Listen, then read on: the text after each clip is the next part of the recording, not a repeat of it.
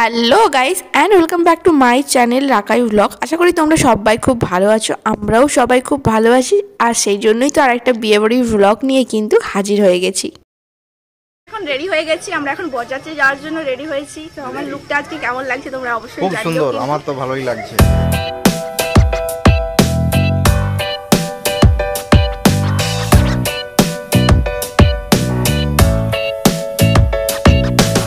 আমরা এখন কিন্তু রেডি হয়ে গেছি বরযাত্রী যাওয়ার জন্য। আমার লুকটা আজকে কেমন লাগলো তোমরা কিন্তু অবশ্যই জানাতে ভুলো না। আর বরের ওপাশে বরণ শুরু হয়ে গেছে, তো চলো তোমাদের সাথেও আমি কিছুটা শেয়ার করতে পারি কিনা, চলো দেখা যাক।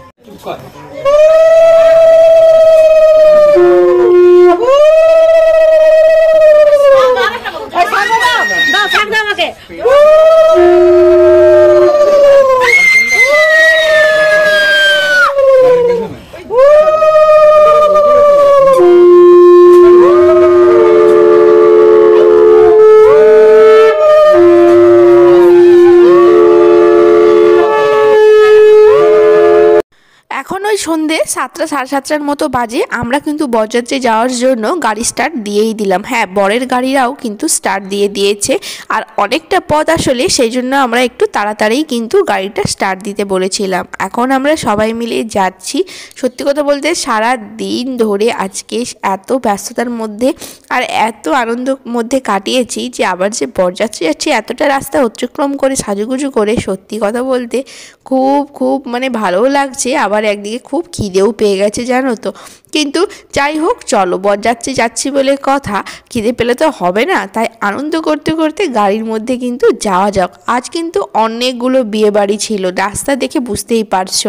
যাওয়ার সাথে সাথে কিন্তু বৌদির বাড়িতে ওয়েলকাম করলো আমাদের সবাইকে এই রকম কিছু আতশবাজি ফুটিয়ে। আর বাজিগুলো দেখতে কিন্তু খুবই সুন্দর লাগছিল। আর আওয়াজটা আমি অ্যাড করতে পারলাম না কারণ কপিরাইটের জন্য। তারপর এখানে এই গেটটা দিয়ে আমরা সবাই মিলে কিন্তু এবার প্রবেশ করব। গেটের ওপর দাদা আর বৌদির নাম লেখা। তো চলো আর বেশি দেরি না করে প্রবেশ করা যাক।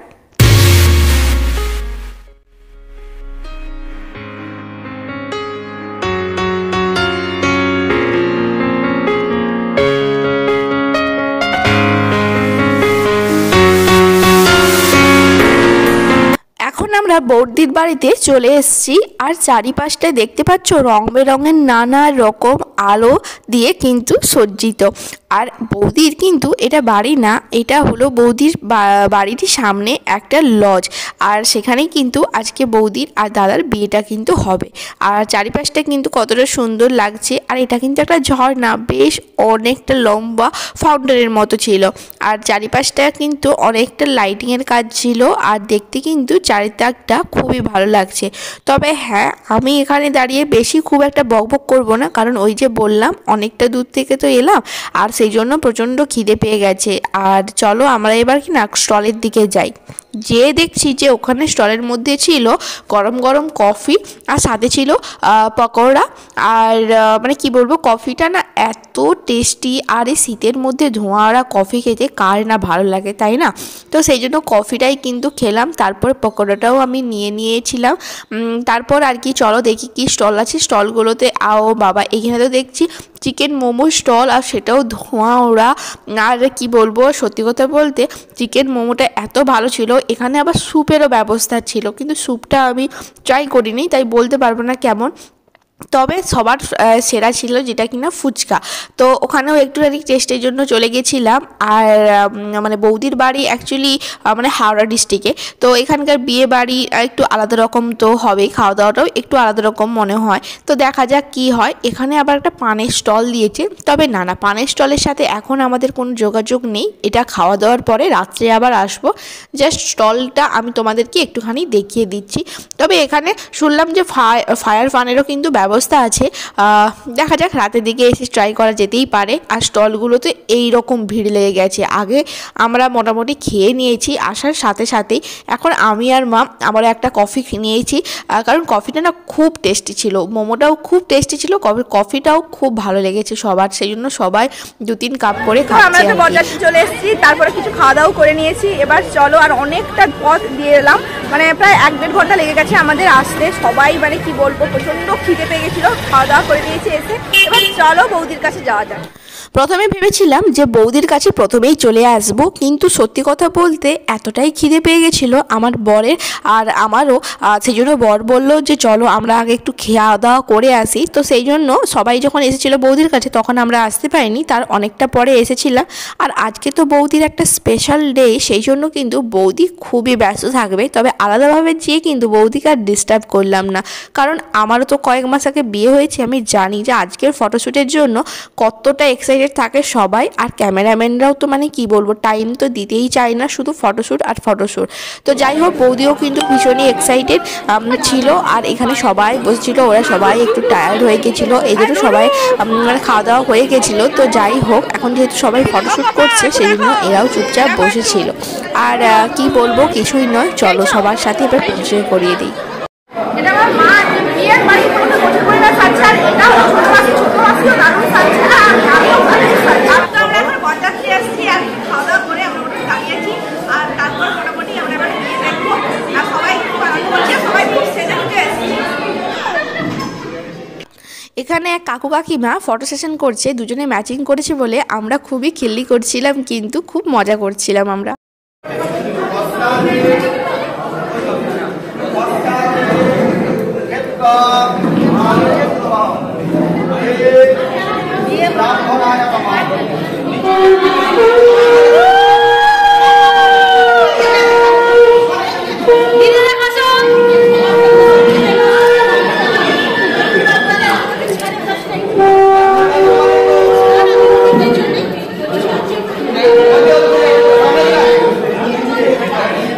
আমরা সবাই একটু বসে পড়ছি বিয়ে দেখার জন্য, কারণ এই বিয়েতে সবথেকে ইন্টারেস্টিং ব্যাপার কি জানো, এটা একটা হাওড়া ডিস্ট্রিক্টের বিয়ে। আর আমাদের মেদিনীপুরে বিয়ের কিছু নিয়ম রীতি একটু আলাদা। তবে হ্যাঁ, বিয়ে তো বিয়ের মতোই হচ্ছিল, কিন্তু কিছু কিছু নিয়ম রীতিগুলো আলাদা ছিল। আর শুনলাম যে এই বিয়েটা হতে নাকি অনেকটা সময় লাগিয়ে দেয়। তো যাই হোক, খাওয়ার জন্য ওইদিকে সবাই তাড়া দিচ্ছিল। আর এপাশে দেখো হস্তবন্ধনটাও কিন্তু হয়ে গেছে আমার দাদা আর বৌদির। আর তোমরা সবাই কিন্তু আমার দাদা বৌদির নতুন জীবনের পথ চলার জন্য অনেক শুভকামনা জানিও, আর আমিও জানাচ্ছি। আর তোমাদের সবাই যেন ছোটো বড়ো সবার আশীর্বাদ দিয়ে যেন ওরা অনেক সুখী হয়। আর এই পাশে দেখতে পাচ্ছ দিদির ছেলে, মানে যে নির্বর সেজেছে, সেও বিয়ের মঞ্চে, ওকে ছাড়ছে না। তো তারপর কি খাওয়া দাওয়া করে আমরা আবারও রাত্রিবেলায় বাড়ির উদ্দেশ্যে চলে এসেছিলাম, কারণ আর তো সেরকম বেশি কাজকর্ম ছিলই না আমাদের। তো এখন মোটামুটি রাত অনেকটাই বেজে গেছে, প্রায় 1:30-2টোর কাছাকাছি। এখন আমরা ওই হাই রোডের উপর দিয়ে কিন্তু যাচ্ছি বাড়ির দিকে। হাই রোড দিয়ে একবারেই ফাঁকা, আর তার সাথে এই রাত্রিবেলা এই আলোগুলো যখন জ্বলছিল, এত সুন্দর চারিপাশটা লাগছিল যে কি বলবো। সারা দিনে এত ক্লান্ত থাকার পরেও না যেন ঘুম আসছিল না। আর এই ভাইবসটা সত্যি কথা বলতে হয়তো আমরা খুবই কম পাবো। তো এই ভাইবসটা সত্যি খুব ভালো লাগছিল। আর আমি যেহেতু একটু গর্জাস শাড়ি পরেছিলাম, সেই জন্যই আমি তো পরে একদম মানে সামনাসামনি বসেছিলাম, মানে গাড়ির সামনে ড্রাইভারের কাছেই আর কি বসেছিলাম। আর তারপর আর কি চলো বাড়ির দিকে যাওয়া যাক, কারণ ঘুম পেয়ে যাচ্ছে। তার পরের দিন মানে আমরা চলে এসেছি আজকে একটু নার্সারিতে দেখতে পাচ্ছ শীতের নানা রকম ফুল চলে এসছে। আর আজ যেহেতু বৃহস্পতিবার, সেহেতু দাদাদের কিন্তু রিসেপশনটা কাল মানে শুক্রবার। তো আজকে দেখো গাছ কিনতে চলে এসেছি, কারণ শীতকাল একটু পড়েই যাচ্ছে আর গাছগুলো লাগাতে হবে। এখানে নানা রকম কিন্তু গাছ আছে, শীতেরই নানা রকম গাছ, এছাড়াও নানা রকম আরও মানে নারকেল গাছ, ফুলের গাছ, ফলের গাছ, সব বিভিন্ন রকম এখানে কিন্তু গাছ পাওয়া যায়। এই নার্সারিটা তোমাদেরকে কিন্তু আমি আগের বছর শীতকালেও পরিচয় করিয়েছিলাম। তো এই বছরও আমরা চলে এসেছি গাছ লাগানোর উদ্দেশ্যে। গাছ দেখো আমরা সবাই কম বেশি ভালোবাসি, তারপর এই শীতকালে এই সিজন ফ্লাওয়ারগুলো লাগাতে কার না ভালো লাগে বলো। আর আমি জানি যে যারা সারা বছর হয়তো গাছ লাগাও না, তারাও কিন্তু এই শীতকালে আসো তোমরা সিজন ফ্লাওয়ার কিনতে। তো তোমরা চাইলে কিন্তু একবার মানে যারা আমার বাড়ির সামনাসামনি থেকে দেখছো, একবার এই নার্সারিতে ভিজিট করতেই পারো, কারণ এখানে সত্যিই অনেক রকম গাছপালা রয়েছে। আর সেখান থেকে আজকে আমরা কিছু গাছ নেব। তো আজকে বেসিক্যালি ওই সিজন ফ্লাওয়ারগুলোই নেব, মানে যেমন ওই ইনকা নিচ্ছি, পিটুনিয়াস নিচ্ছি, চন্দ্রমল্লিকা, তারপর ডালিয়া এই সবই। আর আমার তো এই সিজন ফ্লাওয়ার লাগাতে সত্যি খুব ভালো লাগে। আর দেখো গাছগুলো এতটাই ছোট ছোট যে মানে বাচ্চার মতো তোমাকে ট্রিট করতে হবে মানে এই গাছগুলোকে। তবে হ্যাঁ, সব সময় যে সব গাছ বেঁচে যায় তা নয়, হয়তো কিছু কিছু গাছ মারা যায়, তো অনেক গাছ কিন্তু বেঁচেও যায়। গাছ কিনতে গেছিলাম সেটা তো কালকে তোমাদের সাথে শেয়ার করেছি। তারপর কালকে বিকেলবেলায় গাছগুলোকে বাড়ি দিয়ে এনে লাগিয়ে দেওয়া হয়েছে। তো শ্বশুর বাড়িতে এটা আমার প্রথমবার গাছ লাগানো, বাপের বাড়িতে তো লাগাই, আমার পুরো যারা ভিউয়ার্স তা তো তোমরা জানবেই।